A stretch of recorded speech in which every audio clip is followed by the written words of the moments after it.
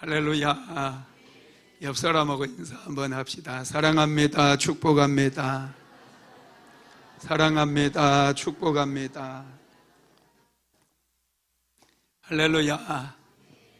오늘 또 예배 자리에 오신 모든 분들을 예수님의 이름으로 환영하고 축복합니다. 오늘 본문 말씀을 가지고 더 파워, 능력 시리즈 5번째 창조적 자상을 회복하라, 이런 제목으로 말씀을 나누겠습니다. 하나님께서 사람을 하나님의 형상을 따라서 창조하셨습니다. 하나님의 형상을 따라서 창조하셨다는 것은 아주 가치 있고 보배롭고 존귀하게 창조하셨다는 거예요. 그래서 저와 여러분은 하나님께서 창조하실 때 그 형상대로 창조하셨음을 믿고 자기 자신에 대한 가치를 부여해야 돼요. 나는 비싸다. 나는 가치 있는 사람이다. 나는 존귀한 사람이다. 우리 창세기 1장 26절에서 27절 한번 다시 읽어봅시다. 시작. 하나님이 이르시되 우리의 형상을 따라 우리의 모양대로 우리가 사람을 만들고 그들로 바다의 물고기와 하늘의 새와 가축과 온 땅과 땅에 기는 모든 것을 다스리게 하자 하시고, 하나님이 자기 형상 곧 하나님의 형상대로 사람을 창조하시되 남자와 여자를 창조하시고. 아멘. 하나님께서 우리의 형상을 따라서 우리의 모양대로 우리가 사람을 만들고 그랬어요. 우리는 우연히 존재하지 않아요. 진화되어서 사람이 존재하게 된 게 아니에요. 하나님의 계획을 따라서 아주 존귀한 존재로, 특별히 하나님의 형상과 하나님의 모양을 따라 지음을 받았다는 거 믿으시기를 바랍니다. 하나님께서 이렇게 아주 존귀한 존재로 사람을 만드시고 나서 제일 먼저 하셨던 일이 사람에게 복을 주신 일이었어요. 창세기 1장 28절 말씀 같이 읽어봅시다. 하나님이 그들에게 복을 주시며 하나님이 그들에게 이르시되 생육하고 번성하여 땅에 충만하라. 땅을 정복하라. 바다의 물고기와 하늘의 새와 땅에 움직이는 모든 생물을 다스리라 하시니라. 사람을 존귀하게 하나님의 형상을 따라 창조하시고 나서 곧바로 그 사람을 하나님께서 축복해 주셨다는 거예요. 하나님께서 복을 주신 거예요. 그래서 사람은 하나님께 복을 받아야 세상을 살아갈 수 있어요. 하나님께 잘 살려면, 세상에서 능력 있게 살려면 먼저 하나님께 복을 받아야 되는 거 믿으시기 바랍니다. 하나님께서 이렇게 사람을 창조하시고 또 복을 주시고 그 다음에 에덴 동산을 만드셔서 그 에덴 동산에서 살아가게 만들었습니다. 특별합니다. 에덴 동산은 하나님께서 창조하신 특별한 동산이에요. 창세기 2장 15절 한번 읽어봅시다. 여호와 하나님이 그 사람을 이끌어 에덴 동산에 두어 그것을 경작하며 지키게 하시고. 하나님께서 사람을 얼마나 소중히 여기고 존귀하게 만드셨는지 하나님께서는 함부로 사람을 대하지 않았어요. 그냥 아무 데서나 살아가게 만들지 않았다는 거예요. 그 사람들이 살아갈 수 있도록 하나님의 형상과 모양대로 창조하시고 하나님께서 복을 주신 그 사람들이 살아갈 수 있도록 하나님께서 특별히 에덴 동산을 만드시고 그 에덴 동산에서 살아갈 수 있도록 은혜를 허락해 주셨다는 거예요. 그런데 문제는 아담과 하와가 마귀의 유혹에 넘어져서 하나님의 말씀에 불순종함으로 죄를 짓고 말았다라는 거예요. 죄가 얼마나 무서운지, 죄가 얼마나 파괴적인 능력을 가지고 있는지 아담과 하와에게 하나님께서 주셨던 모든 것들을 다 빼앗아 가버려요. 죄는 능력이 있습니다. 여러분, 능력 중에서도 세우는 능력이 있고 살리는 능력이 있다고 그랬죠. 하나님의 능력은 내 인생을 세우게 하고 살리게 하는 능력이에요. 그런데 우리 인생을 파괴하고 무너뜨리는 능력이 있는데 그게 마귀의 능력입니다. 마귀는 아담과 하와를 유혹해서 하나님 앞에 죄를 짓게 만들었어요. 그리고 아담과 하와에게 하나님께서 주셨던 모든 것을 다 파괴하고 무너뜨려 버립니다. 아담과 하와는 하나님께서 하나님의 형상을 따라 하나님의 모양대로 아주 존귀하게 창조된 아담과 하와의 그 창조 질서를 깨뜨려 버려요. 그리고 에덴 동산에서 쫓겨나가게 만들어 버립니다. 에덴 동산에서 쫓겨난 아담과 하와의 삶에 가시와 엉겅퀴들이 돋아나기 시작했어요. 저주들이 찾아와서 죽음이 생기고 질병이 생기고 실패가 찾아오고 고통스러운 삶이 찾아오게 되었다라는 것입니다. 그래서 여러분, 이 죄는 하나님께서 아담과 하와를 하나님의 형상을 따라서 그리고 하나님의 모양대로 만드셨는데 하나님의 모양대로 지으신 아담과 하와의 내면의 자아상을 깨뜨려 버렸어요. 하나님께서 창조적이고 적극적이고 긍정적인 자아상을 아담과 하와에게 넣어주셨는데 그 자아상이 깨어짐으로 패배적이고 열등의식이 가득한 부정적인 자아상을 가지게 되었다라는 것입니다. 그래서 아담과 하와가 에덴 동산에서 쫓겨나가고 얼마 있지 않아 아담과 하와가 가인과 아벨이라고 하는 아들을 낳잖아요.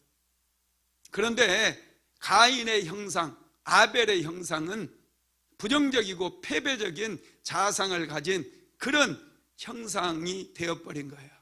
그래서 가인이 그의 동생 아벨을 돌로 쳐 죽이는 끔찍한 살인이 일어나게 되었다라는 것입니다.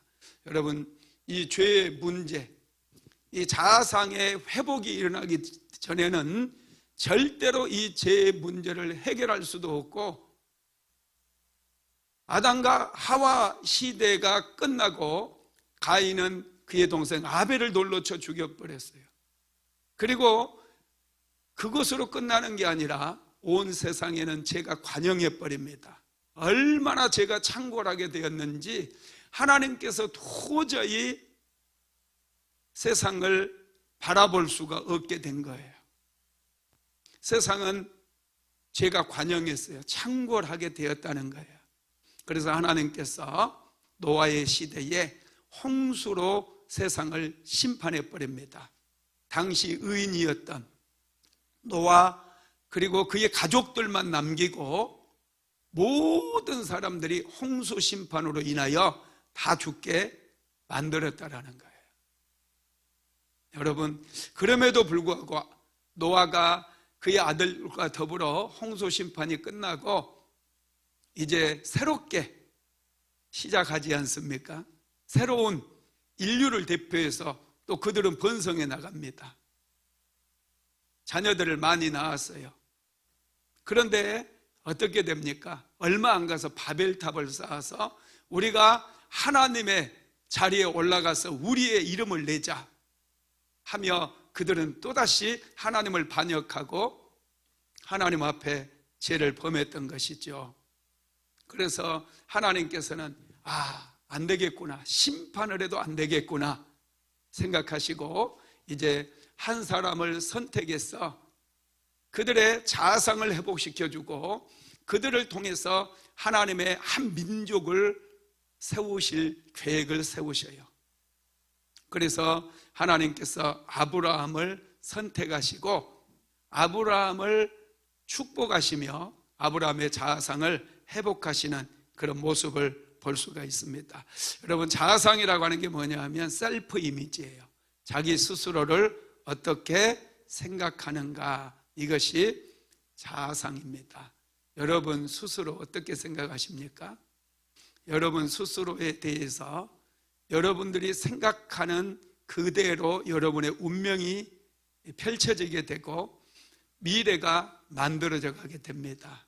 그래서 저와 여러분은 우리 스스로에 대해서 우리가 어떻게 생각하는가를 자꾸 점검하고 좀 바꾸어 나가야 돼요. 잠언서 23장 7절 말씀 한번 같이 읽어봅시다. 대저 그 마음의 생각이 어떠하면 그 위인도 그러한즉 그가 내게 먹고 마시라 할지라도 그의 마음은 너와 함께 하지 아니함이니라. 그 마음의 생각이 어떠하면 그 위인도 그러한즉 그랬어요. 여러분의 마음속에 있는 생각에 따라서 여러분의 인생이 세워져 간다는 거예요. 여러분의 생각을 따라서 믿고 여러분의 생각을 따라서 말하고 생각을 따라서 선택하고 생각을 따라서 행동하게 되니 여러분들이 스스로에 대해서 어떻게 생각하느냐가 여러분의 운명을 결정하고 미래를 만들어 간다라는 것입니다. 그래서 이 스스로에 대해서 어떻게 생각하는가, 이게 자아상인데 여러분의 자아상이 회복이 돼야 돼요. 하나님께서는 아브라함을 선택하시고 제일 먼저 아브라함의 자아상을 회복시켜 주시는 그런 일을 하십니다.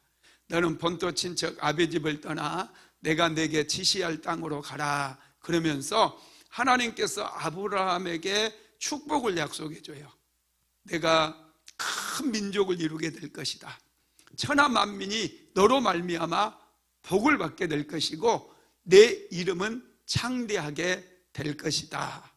이렇게 말씀을 해주시며 아브라함의 인생이, 아브라함의 생각이 변화되어서 아브라함이 특별히 하나님께 선택받았음을 깨닫게 하고 하나님께서 아브라함을 향한 계획이 있음을 깨닫게 하고 그 계획이 크고 창대하다는 사실을 깨닫게 만들어 주시는 거예요. 그러면서 아브라함의 자아상이 하나님께서 창조하셨을 때 그 하나님의 형상을 따라 창조하시고 모양대로 창조하셨을 때 그 자아상대로 바뀔 수 있도록 그렇게 만들어 주셨다라는 거예요. 여러분, 저와 여러분도 마찬가지예요. 우리가 신앙생활을 해도요, 똑같은 공간에서 예배를 드려도 어떤 분의 인생은 막 크기가 커지기 시작해요. 위대한 성취를 하기 시작하고 도전하고 모험함으로 인생의 크기가 커지고 깊이가 깊어지기 시작해요. 그런데 똑같은 공간에서 예배를 드림에도 여전히 낙심하고 여전히 눌리고 여전히 원망불평에 묶여있는 그런 인생 살아갈 수도 있다라는 거예요. 여러분, 이 사실을 우리가 어떻게 알 수 있느냐 하면 민수기서 13장에 보면은 12명의 정탐꾼 이야기가 나오는데 이 12명의 정탐꾼 이야기를 통해서 우리는 알 수가 있습니다. 하나님께서는 모세에게 이제 가나안 정복을 앞두고 12명의 정탐꾼을 뽑아서 가나안 땅을 두루두루 탐지하고 오라고 명령을 내립니다. 그때 모세는 허접한 사람들 뽑지 않았어요.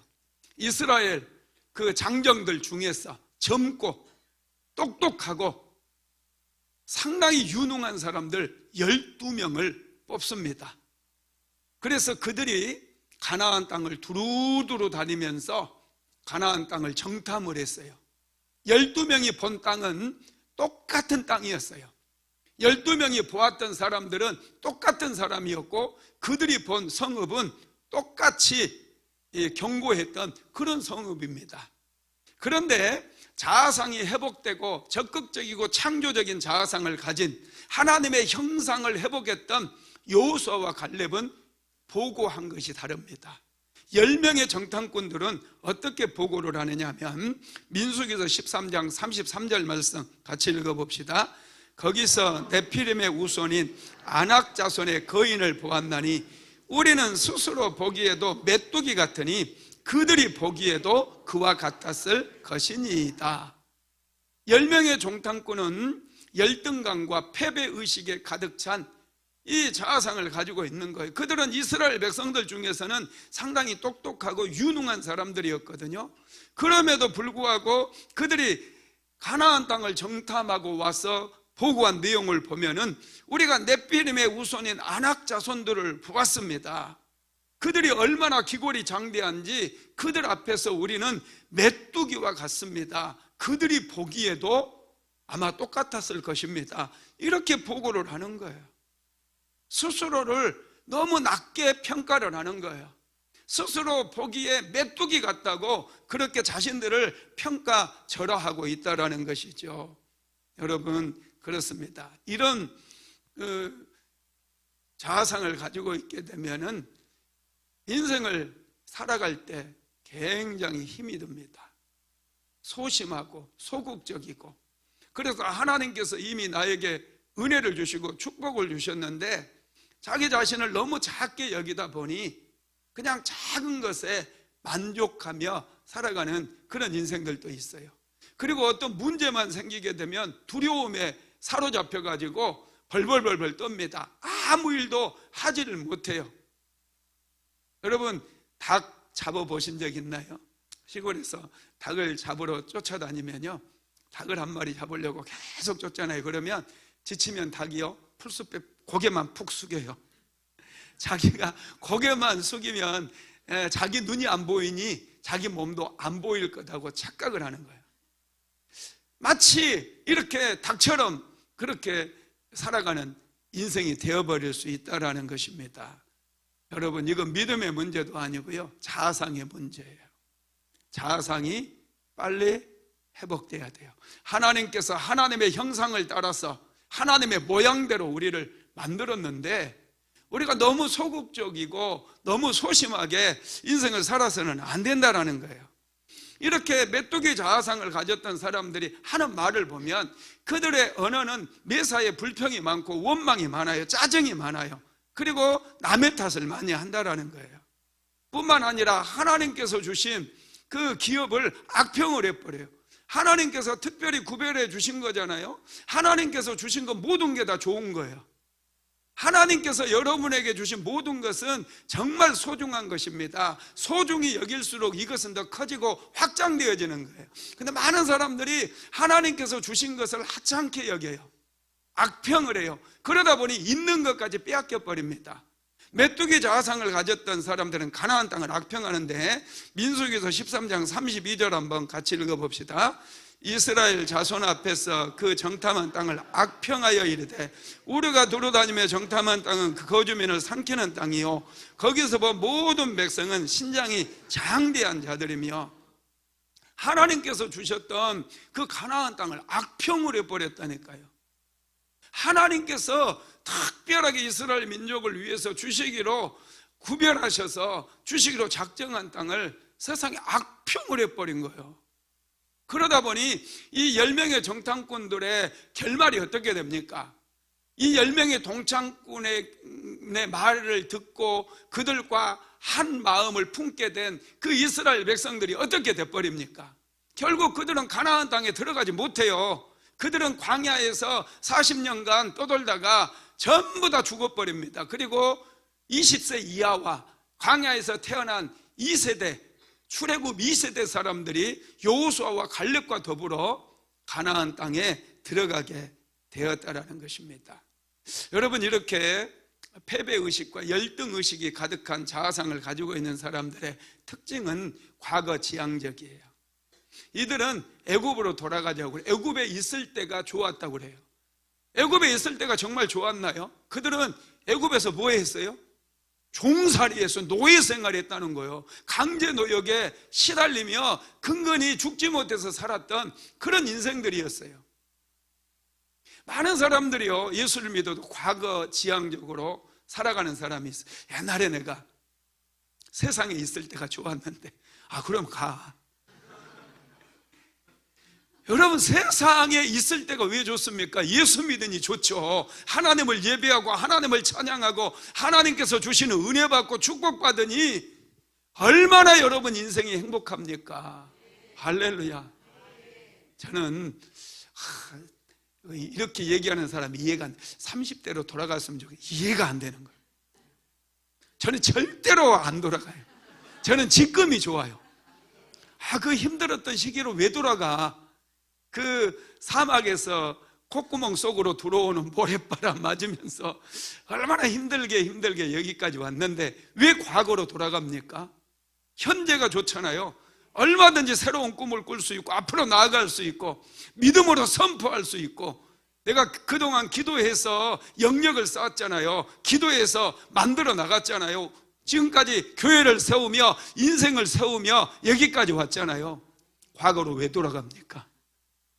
저는 절대로 30대 돌아가라 해도요, 절대로 안 돌아가요. 지금이 전성기입니다. 내년은 또 전성기일 거예요. 내후년에는 더 큰 전성기가 찾아올 거예요. 할렐루야. 여러분, 그렇습니다. 과거 지향적으로 살면 안 돼요. 어떤 분은 초등학교 때 1등 한번 한 것 가지고 자기가 뭐 대단한 것처럼 공부 엄청나게 잘했고 뭐 자기가 뭐 판사도 되고 검사도 될 것 같이 그렇게 얘기하는 분들이 있거든요. 지금 뭐 별 볼 일 없는 분들이 그런 얘기 잘해요. 할렐루야. 여러분, 우리는 과거는 이미 지나갔어요. 현재가 중요해요. 지금이 중요해요. 지금 내가 은혜 받아야 돼요. 지금 내가 축복 받아야 돼요. 하나님, 내 인생 축복해 주세요. 하나님, 나에게 은혜를 베풀어 주세요. 은혜 받아야 인생이 열려지죠. 할렐루야. 그런데 이 10명의 정탐꾼은 이 자아상이 무너져 있다 보니 범사에 원망 불평이 많습니다. 과거로 돌아가자고 그래. 애굽으로 돌아가자고 그래요. 자, 민수기서 14장 3절로 4절 같이 읽어보겠습니다. 어찌하여 여호와가 우리를 그 땅으로 인도하여 칼에 쓰러지게 하려 하는가? 우리 처자가 사로잡히리니 애굽으로 돌아가는 것이 낫지 아니하랴. 이에 서로 말하되 우리가 한 지휘관을 세우고 애굽으로 돌아가자 하매. 막 두려움에 묶여 있잖아요. 우리 처자들이 사로잡히리니, 뭐 사로잡히긴 왜 사로잡혀? 처자들이 적과 꿀이 흐르는 땅에 들어가서 오히려 대적들을 밀어내고 그 땅을 정복하고 그곳에서 나는 적과 꿀이 흐르는 땅에서 나오는 모든 소산물을 먹고 자녀들은 더 풍족해지며 그곳에서 안전하게 새로운 꿈을 꾸며 새로운 비전을 품게 되지 않겠습니까? 그런데 열등감에 사로잡혀 있는 사람들은 매사에 소극적이에요. 애들한테도 조심해라, 밤에 일찍 들어야 돼, 세상은 나쁜 곳이야, 나쁜 놈들 득실득실해, 이렇게 가르친다니까요. 여러분, 세상에는 좋은 사람이 더 많아요. 나쁜 놈들이 하도 텔레비전에 자주 나가서 그렇지 이름 없이 빚도 없이 좋은 일 하는 사람이 굉장히 많아요. 그래서 세상은 한번 살아볼 만해요. 자녀들에게 세상은 좋은 곳이니 한번 열심히 공부해봐라, 열심히 사람들 만나봐라, 네가 하고 싶은 꿈 마음껏 꾸며 도전해봐라, 이렇게 얘기하죠. 나쁜 놈들 때문에 자꾸 위축돼가지고 우리 예수 믿는 사람들이, 하나님을 믿는 사람들이 자신감을 잃어서 되겠습니까? 내가 기도할게, 내가 기도해줄게, 엄마가 기도한다, 아빠가 기도한다, 그러니 너는 새로운 꿈을 꿔. 돈 없다고? 아니야, 하나님께서 길을 열어주실 거야. 여러분요, 그렇게 자신감이 있어야 돼요. 막 보내야죠. 넓은 세계로 자녀들 보내야죠. 할렐루야. 여러분, 메뚜기 자아상을 가진 사람들은 항상 두려움이 많고 용기가 없어가지고 아무것도 못하게 만들어요. 집에 꼼짝 마. 할렐루야. 남편이 무슨 일 하나 또 망해먹으려고, 한두 번 망하면 이제 성공하겠지. 자꾸 남편이 뭔가 하게 만들어야죠. 안 그렇습니까? 같이 힘든 과정을 거치면서 우리도 사모 약국에서 망했어요. 약국을 해도 망하더라고요. 완전히 망했어요. 집 월세 살았어요. 마이너스였어요, 완전히. 근데 또 했잖아요. 계속 도전하고 또 도전하고. 할렐루야. 교회도 마찬가지예요. 개척교회 시기를 교회를 여러분 힘든 시기들을 잘 거쳐왔어요. 많은 분들이 교회 개척했다가 그만두는 거 많이 봤어요. 중도에 포기해버리는 거 많이 봤어요. 여러분, 하나님은 우리가 과거 지향적으로 사는 거 굉장히 싫어합니다. 하나님은 우리가 미래를 바라보고 미래를 꿈꾸기를 소망한다라는 거 믿으시기 바랍니다. 긍정적이고 창조적인 그런 자아상을 가졌던 여호수아와 갈렙은 달랐습니다. 그들의 생각이 달랐고 그들의 언어가 달랐어요. 똑같은 땅을 보았고 똑같은 사람들을 보았는데 어떻게 이렇게 말하는 것이 다를 수 있을까요? 민수기서 14장 6절에서 8절 말씀 같이 읽어봅니다. 그 땅을 정탐한 자 중 눈의 아들 여호수아와 여분네 아들 갈렙이 자기들의 옷을 찢고 이스라엘 자손의 온 회중에게 말하여 이르되 우리가 두루 다니며 정탐한 땅은 심히 아름다운 땅이라. 여호와께서 우리를 기뻐하시면 우리를 그 땅으로 인도하여 들이시고 그 땅을 우리에게 주시리라. 이는 과연 젖과 꿀이 흐르는 땅이니라. 할렐루야. 우리가 두루 다니며 정탐한 땅은 심히 아름다운 땅이 돼요. 그리고 여호와께서 기뻐하시면 우리를 그 땅으로 인도하여 들이실 거다는 거예요. 그 땅은 과연 젖과 꿀이 흐르는 땅이니라. 이렇게 고백을 해요. 정말 다르지 않습니까? 뭐가 10명의 정탐꾼과 여호수아와 갈렙을 다르게 했느냐? 이게 자아상이에요. 안에 있는 내면의 자아상입니다. 여러분, 그렇습니다. 이 긍정적이고 창조적인 자아상을 가진 사람은 하나님께서 함께 하시면 그곳에 어떤 인생들이, 어떤 거인들이 살고 있다 할지라도 반드시 우리가 차지할 수 있다는 것을 그들은 믿은 것이죠. 자, 민수기서 14장 9절 읽어봅시다. 다만 여호와를 거역하지는 말라. 또 그 백성을 두려워하지 말라. 그들은 우리의 먹이라. 그들의 보호자는 그들에게서 떠났고 여호와는 우리와 함께 하시느니라. 그들을 두려워하지 말라. 야, 놀랍지 않습니까? 여호수아와 갈렙은 정말 놀라운 것 같아요. 그들을 두려워하지 말라. 그 백성을 두려워하지 말라. 그들은 우리의 먹이라 그랬어요. 개역 한글판 성경에서는 그들은 우리의 밥이다 그래서 밥. 그들은 밥이 돼. 할렐루야. 야, 멋있지 않나요? 정말 멋있는 것 같아요. 우리가 인생 살 때 이렇게 살아야죠. 멋지게 살아야죠. 인생은 한 번밖에 없다고 그랬죠. 우리는 한 번 사는 인생이에요. 딱 한 번입니다. 2번 기회가 없어요. 한 번 사는 인생 잘 살아야죠. 멋지게 살아야죠. 여호수아와 갈렙처럼 저들은 내 밥이다. 저들은 내 밥이야. 이렇게 고백하고 선포할 수 있어야죠. 여러분, 그렇습니다. 이 여호수아와 갈렙은 그들을 두려워하지 말라. 그들은 우리의 먹이다. 이렇게 선포하며 고백을 한 거예요. 그러다 보니 하나님께서 그들을 얼마나 기뻐하시겠습니까? 하나님께서 그들을 존귀하게 여기신 줄 믿으시기 바랍니다. 이 자아상이라고 하는 것은요, 마치 거미가 집을 짓는 것과 같아요. 내가 만들어가는 거예요. 깨어졌던 자아상, 하나님께 은혜 받아서 내가 만들어가는데, 이 거미는 꼬리 부분에 방적돌기라고 하는 부분이 있거든요. 그 방적돌기에서 입으로 실을 뽑아요. 그래서 한 올 한 올 이 실을 연결해 가지고 자기 집을 짓습니다. 우리 사람도 똑같아요. 사람은 자기의 언어로 자기 인생을 세워가요. 여러분들이 말하는 대로, 선포하는 대로 인생이 세워지는 줄 믿으시기 바랍니다. 그래서 이 자아상을 바꿔야 언어가 바뀌는 거예요. 자아상을 바꾸면 바라보는 시선이 달라져요. 하나님의 눈으로 세상을 보게 돼 있어요. 그러다 보니 생각이 달라지기 시작하고 언어가 달라지기 시작해요. 그래서 미래가 달라진다는 걸 믿으시기 바랍니다. 그러면 긍정적인 자아상이 왜 중요한가? 첫 번째, 우리가 하나님의 형상을 따라서 창조되었기 때문입니다. 창세기 1장 28절 읽어봅시다.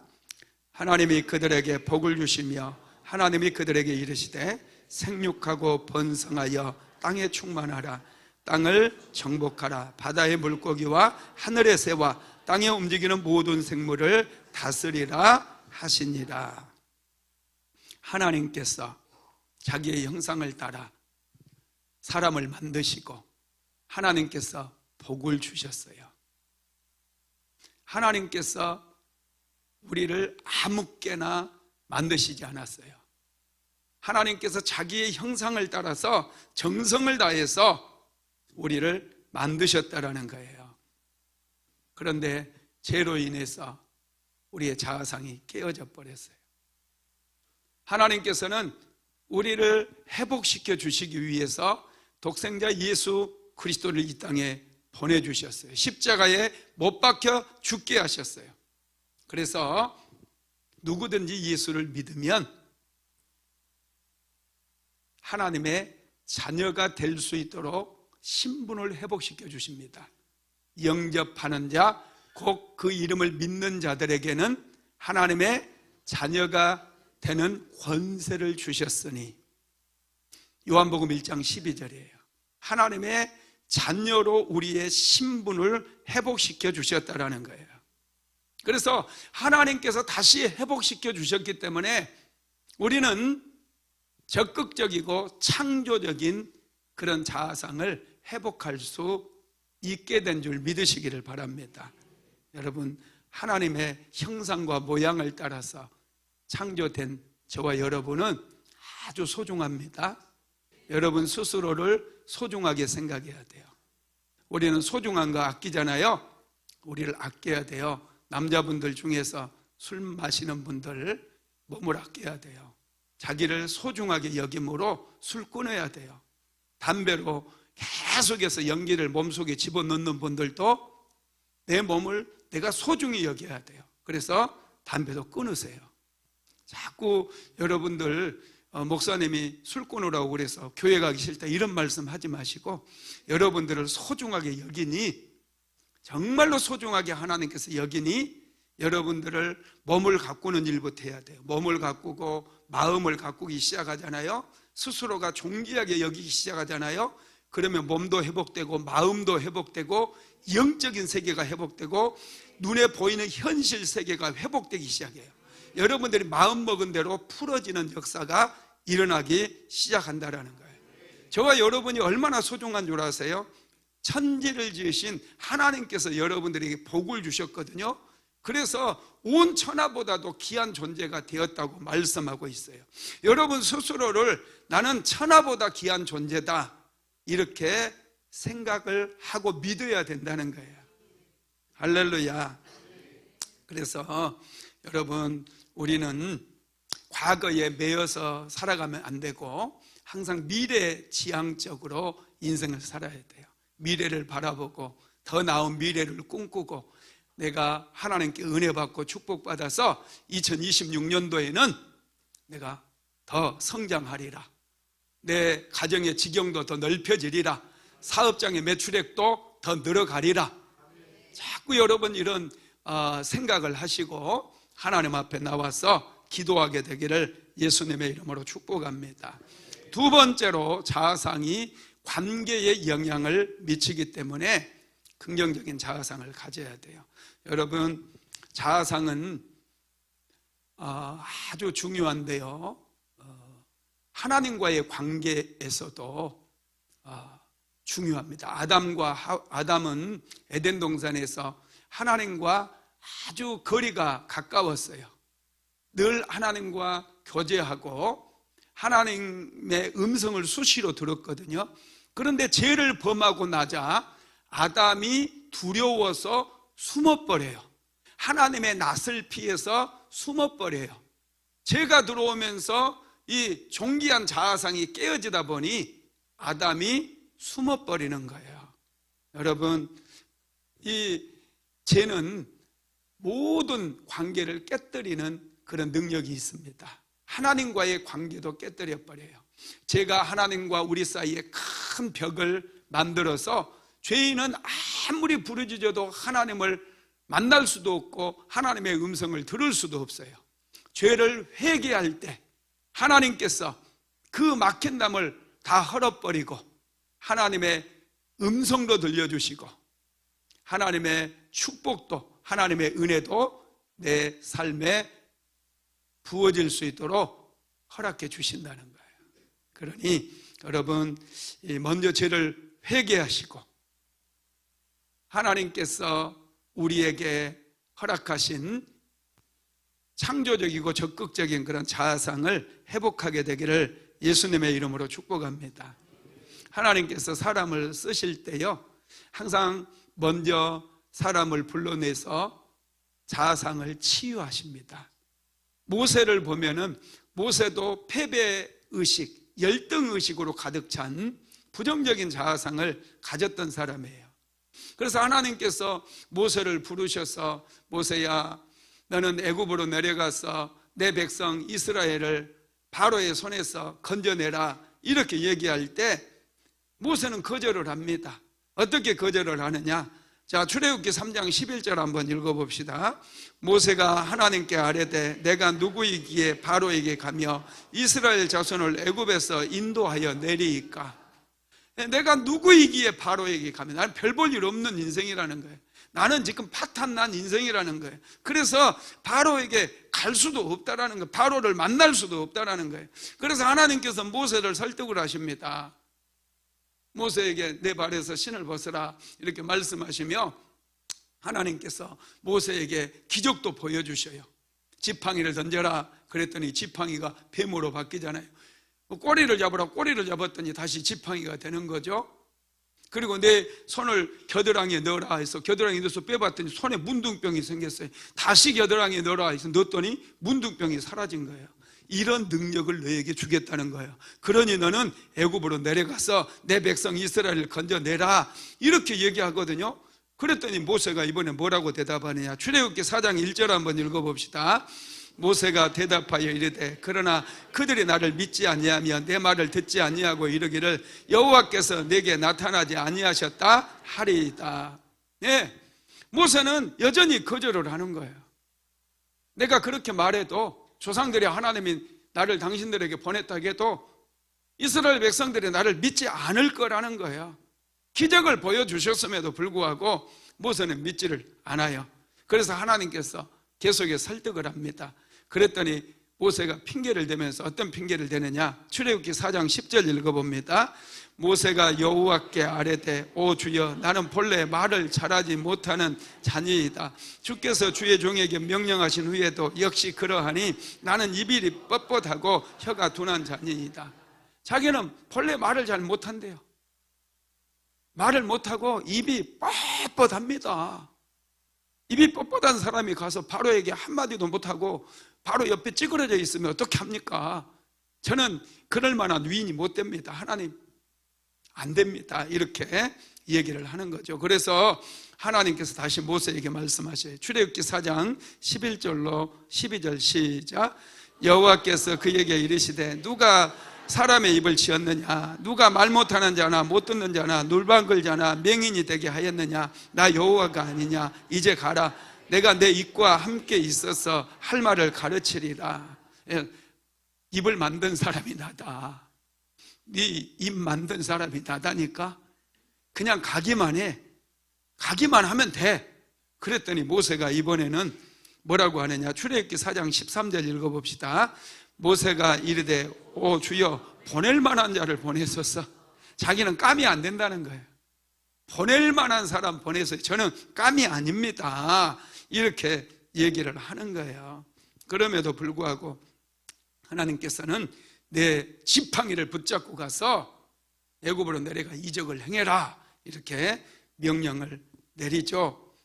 그러면서 하나님께서 말 잘하는 내 형 아론을 내 대언자가 되게 만들어주겠다 이런 말씀도 하십니다.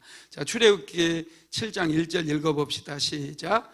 여호와께서 모세에게 이르시되 볼지어다 내가 너를 바로에게 신같이 되게 하였은즉 내 형 아론을 내 대언자가 되리니. 아멘. 아론은 말을 잘하는 사람이다. 아론을 내 말을 대신 전하는 대언자가 되게 해주겠다. 너는 내려가라 이렇게 말씀을 하십니다. 모세는 생각해 보면 태어나자마자 3개월 만에 부모에게 버림을 받잖아요. 바로의 명령이긴 하지만 나일강에 던짐을 받았어요. 그리고 이제 바로의 공주의 아들이 되어서 애굽에서 성장을 하는 그런 시간을 거치거든요. 그의 40에 또 민족들에게 버림을 받아요. 동족들을 돌아보기 위해서, 동족들을 구원해주기 위해서 애굽의 감독관을, 괴롭히는 감독관을 쳐서 죽였잖아요. 그리고 다음날 동족들이 싸우길래 맡겼더니, 그래 어제는 애굽의 감독관을 죽이더니 오늘은 나를 죽이려고 그러느냐, 그래 나 잡아먹어라 막 이러는 거예요. 그래 그때 모세가 엄청난 상처를 입은 거죠. 마음에 상처를 입었어요. 그래서 나는 안 되는구나, 나는 연약하구나, 아무것도 할 수 없는 그런 존재구나. 그래서 모세가 40년 동안 미디안 광야에서 시간을 보내는 과정 속에 모세의 마음에는 그냥 처갓집에 얹혀 살며, 그냥 좀 내가 볼 때 십보라가 좀 기가 센 것 같아요. 모세의 부인이 기가 좀 센 것 같아. 거기에 눌려 살다 보니 모세가 정말 위축돼 버린 거예요. 그 자아상이 완전 약해졌을 뿐만 아니라 소극적일 뿐만 아니라 이 열등감과 패배의식에 사로잡혀 있었던 거예요. 그래서 하나님께서 모세와 대화를 통해서 모세의 자아상을 먼저 치료해 주시는 거예요. 열등감과 패배의식으로 가득 차 있는 모세의 자아상을 회복시켜 주시더라는 거예요. 여러분, 이것이 중요해요. 저와 여러분이 세상 속에서 어려움을 겪고 또 상처를 많이 입어서 비교의식과 열등의식에 사로잡혀 있다 할지라도 하나님께서 우리를 치료해 주신다는 거예요. 하나님께서 우리의 자아상을 치료하시고 우리로 하여금 창조적이고 긍정적인 자아상을 갖게 하심으로 새로운 미래를 개척해 나가고 운명을 변화시키는 그런 인생을 살아가게 하실 수 있다는 거예요. 그러니 여러분, 자신감을 가지시기를 예수님의 이름으로 축복합니다. 이 창조적인 자아상을 가진 사람들은 자신감이 있어요. 아무리 힘든 일이 찾아와도, 어려운 일이 찾아와도 물러서지 않아요. 쉽게 포기하지 않습니다. 그런데 소극적인 사람들, 패배적인 열등의식에 가득 찬 자아상을 가진 사람들은 쉽게 포기해요. 기도도 해야 되는데 목사님 나 기도 시작했어요. 돌아보면 기도의 자리에 없어요. 금세 포기하는 거예요. 우리 교회 올 때 목사님 너무 은혜 받고 왔다고, 사모님 기도학교 통해서 목사님 설교 들어 너무 은혜 받고 왔다고 열심히 신앙생활 하겠습니다. 한 1년 지나면 안 보여요. 너무 쉽게 포기해요. 좀 멀다고, 힘들다고 쉽게 포기하더라는 거예요. 여러분, 그러나 이 긍정적이고 창조적인 자아상을 가진 사람들은 여러분 자신감이 있습니다. 힘들어도 어려워도 포기하잖아요. 한번 마음 먹고 한번 결단해서 한번 시작한 일은 끝까지 간다라는 거예요. 인생 그렇게 살아야 돼요. 그러면 이 자신감이 어디에서 올까요? 첫 번째로 자신감은 소속감에서 옵니다. 자신감은 내가 어디에 속해 있느냐, 나는 하나님께 속했다라는, 여호수아와 갈렙의 자신감은 하나님께서 자신들과 함께 한다라고 하는 그 소속감에서 생겨났다라는 거예요. 저와 여러분은 예수를 믿음으로 신분이 바뀌어버렸어요. 우리는 하나님의 자녀로 신분이 바뀌었습니다. 그러니 여러분 자신감을 갖게 되기를 바랍니다. 두 번째로는 자부심에서 옵니다. 자부심이 뭐냐? 자신에 대해서 가치를 매기는 거예요. 자기 자신이 아주 소중한 사람이라는 것을 여러분 마음속에 품는 거예요. 이게 자부심이에요. 나는 하나님의 사람이야. 하나님께서 나와 함께 하셔. 하나님께서 도와주셔. 이렇게 자부심이 있는 사람들은 세상 가운데서 실패를 몇 번 경험해도 다시 일어서요. 많은 분들이 실패를 한 번 경험하면 낙심해가지고 일어서지를 못해요. 그냥 좌절해버려요. 그런데 하나님의 사람들은 기도하면 돼. 나는 다시 일어설 수 있어. 하나님께서 이번에 제대로 나를 도와주실 거야. 내가 더 하나님께 기도할 거야. 이런 마음 가지고 다시 일어서는 거예요. 다시 예배의 자리에 나와서 예배도 뜨겁게 드리는 거예요. 하나님, 저는 은혜가 필요합니다. 은혜 아니면 살아갈 수 없습니다. 하나님, 나에게 복을 주시옵소서. 하나님, 내가 가정을 세워야 되지 않습니까? 하나님, 자녀들을 세워야 되지 않습니까? 하나님, 교회를 세워야 되지 않겠습니까? 하나님, 내가 한 번 세상에 태어났는데 100명은 먹여 살리는 그런 인생이 돼야 되지 않겠습니까? 하나님, 나를 축복해 주세요. 이렇게 기도할 수 있는 거예요. 여러분, 이게 자부심이에요. 나는 하나님의 아들이다. 나는 하나님의 딸이다. 여러분, 이런 자부심이 있게 되기를 예수님의 이름으로 축복합니다. 세 번째가 용기입니다. 용기는 두려움을 극복한 상태예요. 여러분, 용기가 있는 사람들은 모험합니다. 이 용기는 믿음에서 생기게 되죠. 다윗은 하나님을 믿음으로 골리앗과 싸우러 나갈 때 만군의 여호와의 이름으로 나아갔어요. 엄청난 용기입니다. 이 용기의 근원에 하나님을 신뢰하는 믿음이 있었다라는 거예요. 여러분, 용기는 이 믿음에 기반을 둔 용기라야 우리 인생을 바꾸게 된다는 걸 믿으시기 바랍니다. 네 번째가 능력이에요. 여러분, 하는 일에 능력이 있어야 돼요. 재능은 개발해야 돼요. 여러분들이 어떤 일을 하든지 하는 일에 최선을 다해서 능력을 키워나가게 되기를 예수님의 이름으로 축복합니다. 자기가 하는 일에 요리를 잘하는 분들은요, 자신감이 있어요. 어디에 가도 왕의 앞에서 음식을 만들어도 자신감이 있어요. 그런데 이 능력이 없는 사람들, 요리를 못하는 사람은요, 항상 위축되어 있어요. 여러분, 능력을 키워나가야 됩니다. 미용실을 하는 분들은 머리를 잘 잘라야 돼요. 그 기술 키워나가야 돼요. 능력을 키워나가야 돼요. 목수 일을 하는 사람은 이 목수로서 최고의 능력을 가져야 됩니다. 능력이 있으면 자신감이 생기는 거예요. 무슨 일을 해도 목사님 걱정하지 마세요. 제가 다 처리하겠습니다. 여러분, 이런 자신감이 필요하다는 거예요. 그러면 어떻게 우리는 이 긍정적이고 창조적인 자아상을 가질 수 있을까요? 첫 번째가 하나님과의 만남입니다. 하나님과 만남이 우리의 자아상을 바꿔요. 자, 창세기 12장 2절 읽어봅시다. 내가 너로 큰 민족을 이루고 내게 복을 주어 내 이름을 창대하게 하리니 너는 복이 될지라. 하나님께서 아브라함을 선택하시고 나서 아브라함에게 너로 큰 민족을 이루게 하겠다는 거예요. 아브라함은 우상 숭배자, 우상을 팔아 살았던 그 아버지의 아들이에요. 정말 연약해요. 바벨론이라고 하는 나라가 이미 있었는데 그곳의 왕도 아니고 그곳의 귀족도 아니고 아주 밑바닥 인생을 살아가고 있었던 그런 사람입니다. 그런 아브라함을 찾아오셔서 하나님께서는 내가 너로 큰 민족을 이루게 하겠다는 거예요. 내게 복을 주어서 내 이름을 창대하게 만들어주고 너를 축복의 통로로 삼겠다. 하나님은 굉장히 스케일이 어마어마하게 크다는 거예요. 그 스케일이 큰 하나님을 우리는 제대로 만나야 돼요. 작은 하나님 만나지 마시고 크신 하나님을 만나게 되기를 예수님의 이름으로 축복합니다. 그럴 때 여러분, 우리의 이 자아상이 회복되는 거예요. 두 번째로는 상처받은 마음을 치료받아야 돼요. 여러분, 코끼리들이 서커스 하는 데서 코끼리들이 쇼하는 거 보셨죠? 이 코끼리들이 사람을 막 누워있는 사람 안 밟고 지나가기도 하고 발을 들어 올리고 또 뭐 주면은 코로 받아 먹고, 코끼리가 아주 온순한 양처럼 그렇게 공연하는 모습을 보았을 거예요. 이런 공연을 하는 코끼리들은 처음부터 그랬던 게 아니라 야성에 사는 코끼리를 잡아가지고 이 쇠사슬로 발을 묶어 놓는 거예요. 말뚝에다 박아서. 그러면 이 코끼리들이 한 달이 지나고 두 달이 지나고 세 달이 지나고 네 달이 지나고 그러면 막 몸부림치다가 막 이 몸부림치고 밖으로 나가려고 하다가 결국에는 체념을 해버린대요.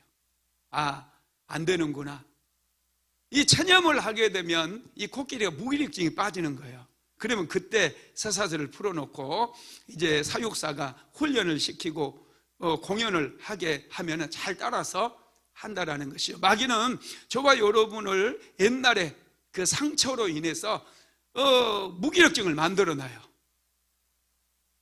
우리 한 사람 한 사람을 아무것도 못하도록 이 무기력증을 훈련을 시켜놓는다니까요. 그래서 기도도 포기하게 만들고, 조금 하는가 싶으면 안 보이고, 이 일 했다 저 일 했다 자꾸 포기하고.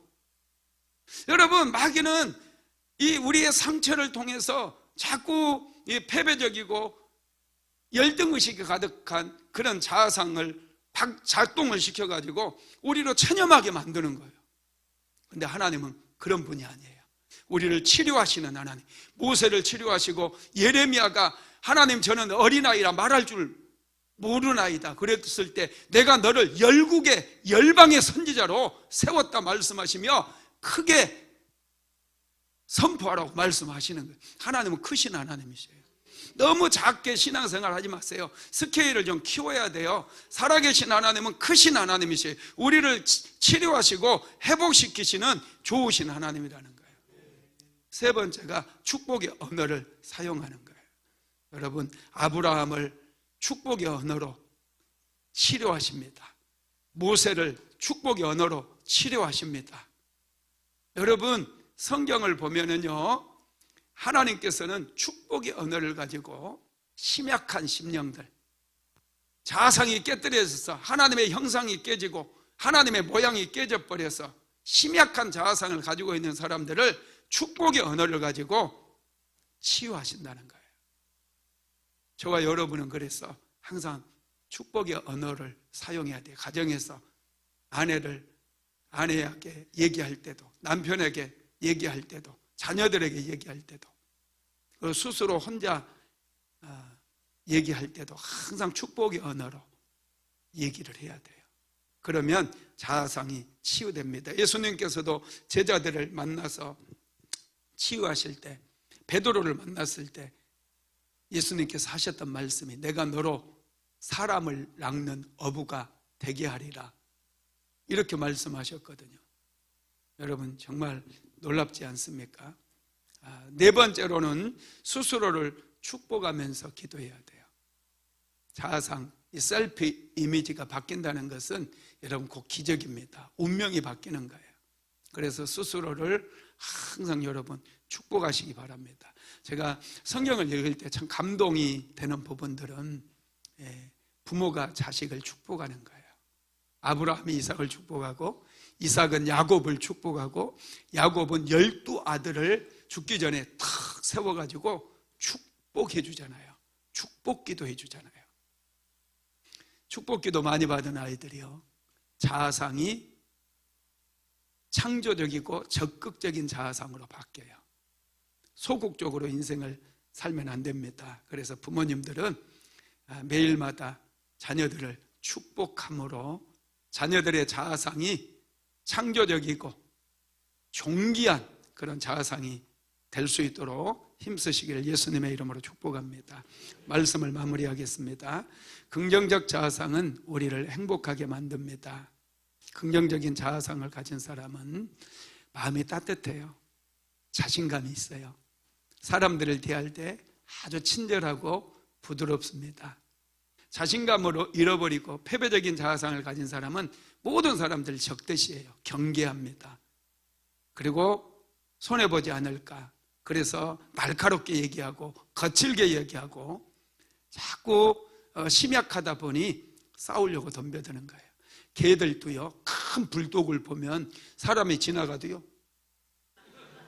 그런데 조그만 강아지도 뭐 이렇게 옆으로 지나만 가도 뭐 이렇게.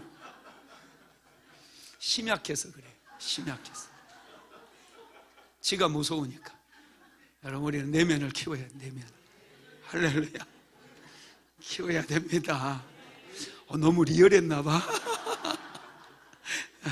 우리 기도합시다. 하나님의 형상을 따라 창조된 당신의 백성들에게 은혜를 베풀어 주옵소서. 죄는 우리의 자아상을 깨뜨려 버렸습니다. 하나님께서 자신의 형상을 따라서 자신의 모양대로 사람을 만들었는데 더러운 귀신들이 존귀한 자아상을 깨뜨려 버렸고 패배적이고 열등의식이 가득한 자아상을 우리 안에 넣어줌으로 자아상에 묶여가지고 어려움을 겪고 있는 분들 너무나 많습니다. 주님, 오늘 이 시간 빛으로 비춰주심으로 모든 열등의식과 패배의식이 다 드러나게 만들어주시고 하나님께서 새롭게 우리를 변화시키시고 새롭게 존귀한 자아상을 창조하여 주심으로 하나님 더 이상 세상을 두려워하지 않게 하시고 용기를 가지고 믿음 가지고 세상을 넉넉히 이겨나가는 사랑하는 성도들 다 되게 하여 주시옵소서. 오 성령님 임하여 주옵소서. 오늘 예배에 참석한 사랑하는 성도들을 예수님의 이름으로 축복합니다. 가정가정을 축복합니다. 복의 복을 더하여 주시옵소서. 존귀한 자아상이 회복되게 만들어 주시옵소서. 새롭게 도전하고 새로운 미래의 주인공들이 다 될 수 있도록 역사하여 주시옵소서. 예수님의 이름으로 기도드렸습니다. 아멘. 지금은 우리 구주 예수 그리스도의 무한하신 은혜와 아버지 하나님의 극진하신 사랑하심과 보혜사 성령 하나님의 감동 감화 내주교통인도 충만케 하시는 역사가 창조적 자아상을 회복하기를 간절히 소망하는 하나님의 모든 권속들 위에 오늘 예배에 참석한 사랑하는 모든 성도들 머리 위에 가정과 직장과 사업장 위에 이제로부터 영원토록 함께 있을지어다. 아멘.